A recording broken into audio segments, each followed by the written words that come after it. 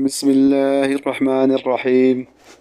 افضل عمل حاصل کرنے کا وظیفہ: لا الہ الا اللہ وحدہ لا شریک لہ، لہ الملک ولہ الحمد وہو علی کل شیء قدیر۔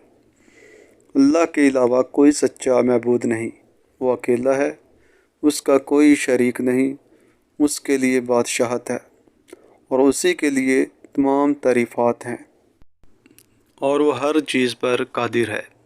جس شخص نے دن میں 100 مرتبہ یہ کلمات کہے تو اسے 10 غلام آزاد کرنے کا ثواب ملے گا، اس کے لیے 100 نیکیاں لکھی جائیں گی اور 100 خطائیں مٹا دی جائیں گی۔